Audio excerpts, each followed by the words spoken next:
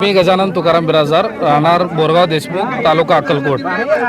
भरपूर दिवसापासून आपल्या या अक्कलकोट तालुक्यामध्ये ओला दुष्काळासाठी आपण कंटिन्यू सोशल मीडियाद्वारे म्हणा, निवेदनद्वारे म्हणा, सगळ्यांना आम्ही निवेदन देत आहोत, हायलाईट करत आहोत की ओला दुष्काळ जाहीर करावं। जास्तीत जास्त शेतकऱ्यांना आपल्याला जशी मदत करता येईल त्या पद्धतीने आपण मदत करायचं आहे। कारण भरपूर नुकसानाच्या प्रमाणात बघितलं तर काय परिस्थिती आहे आता सध्याची परिस्थिती, हे जे मेन पूल आहे, मागचा जे पूल आहे, ह्या पूल आणि एक बाजूला बोरगाव पूल आणि बोरगाव घोडसगाव पूल, ह्या पुलाची मेन परिस्थिती भरपूर दिवसांनी हे पेंडिंग आहे। इकडून तिकडे जाता येत नाही आहे आणि पेशंट असो, गरोदर महिला असो, हे सर्वात मोठा प्रॉब्लेम आहे की आपण इथून कुठंच हलता येत नाही। चौबाजूनी घेरलेलं गाव आहे, वरती घोडसगाव तलाव असल्यामुळे पाण्याचा विसर्ग भरपूर होतो आणि शेतकऱ्यांचं जे यंदा उडीदपासून सोयाबीन, उडीद आणि कांदा हे जे आहे भरपूर प्रमाणात नुकसान झालेलं आहे। 100% पूर्णपणे नुकसान झालेलं आहे आणि संपूर्ण ज्यांचे बांध वगैरे, विहीर वगैरे आहेत ते पूर्ण मातीने भरून विहिरी पण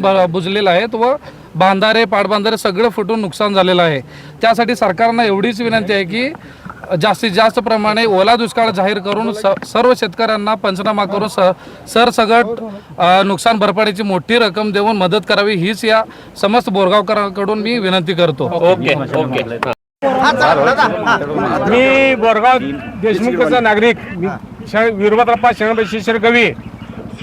हा आता आमचा पूल आहे, गावचा आमचा पूल आहे। ह्या रस्ता जातो घोसगाव, अगदरी, अजून माझं शेत आहे इकडे खाली। मग इथून पाणी येत आहे ते आचलेर धरून, उस्मानाबाद जिल्हा आचलेर धरून पाणी येत आहे। आता पलीकडे जायला आम्हाला रस्ताच नाही।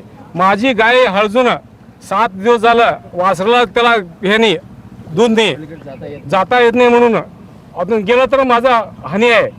त्याच्यामुळं हे किती आहे, मे धरून पाऊस चालू आहे। हे वर्षाला आम्हाला आहे त्रास आहेच। काय मागणी पावसाचं मागणी काय? पावसाचा वर्षाला आम्हाला त्रास आहेच। एकदा धरणं सोडून जाऊ दे गावात। तुमच्या शेतात काय पीक होतं, काय नुकसान झालं? माझं उडीद आहे, माझं एकूणच 5 एकर हेक्टर आहे माझं शेत आहे, नाही 5 एकर शेत आहे। अजून एका पट्टीत उडीद होतं, ते उडीद काढलो नाही पाण्यामुळे। एका पट्टीत सोयाबीन सगळं एवढं पाण्यात आहे। आता माझ्या शेताचं तर नुकसान झालंय, विहिरीत पाणी गेलंय।